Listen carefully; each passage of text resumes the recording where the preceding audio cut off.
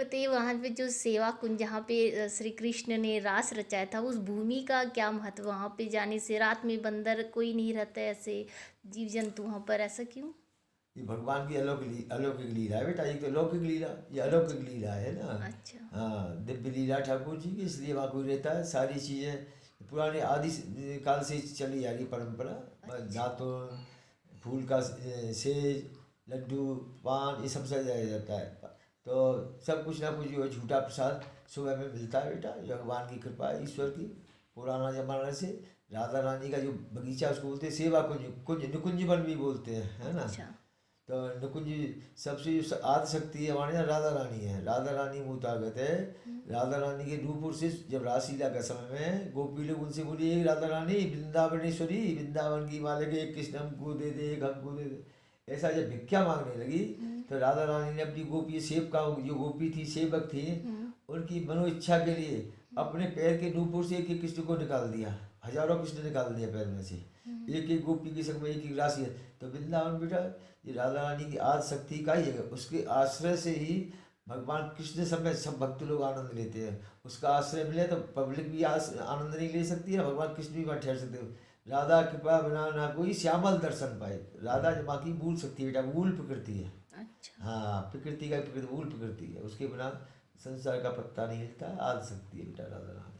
तो वहाँ पे जितने भी पेड़ हैं वो नीचे की ओर झुके क्यों हैं? पेड़ बेटा, ऊपर की ओर रहते हैं पेड़ दूसरे नहीं पेड़? है, ये 84 लाख जोनी में है।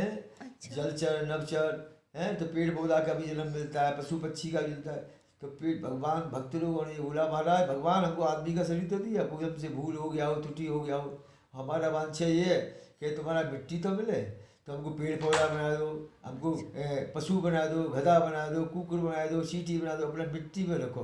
अच्छा।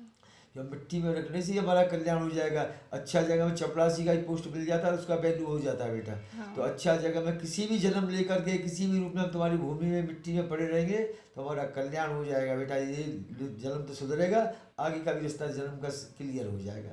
हम्म।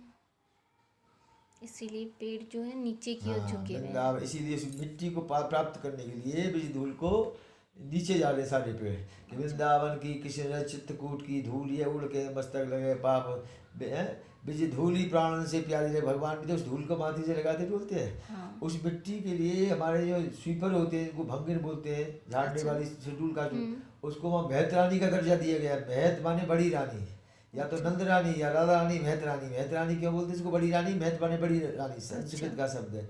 माने जो वहाँ की ब्रिज की धूल है उसको वो उड़ाती है। तो बड़े बड़े पापी लोग जाते हैं उनके माथे वो धूल को उड़ा करके लगा देती है, इसलिए वो अच्छा। महान रानी हुई, बड़ी रानी हुई, महत रानी। अच्छा। हाँ, वैसे कोई नहीं लेता तो जानो झाड़ू चलाएगी तो लगेगा नहीं, मिट्टी लगेगा। हाँ। हाँ, तो वो महत रानी होता ब्रज की धूल की है। इतनी ब्रिज महिमा। धूल की, ब्रिज धूल का भी बेटा महत्व। इसीलिए रमन रेती में बाबा सब हाँ लोटपोट करते हाँ हैं। हाँ हाँ।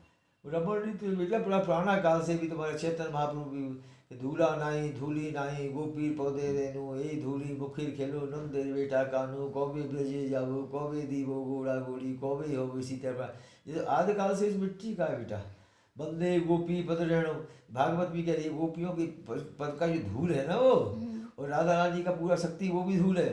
तो वो महाशक्ति महातेज उस गुण इस मिट्टी में है बेटा। अच्छा। हाँ, आदि व्याधि विनाशनम, कृष्ण गति, राधा कृष्ण गति देने वाली मिट्टी है बेटा वो। ठीक है बाबा।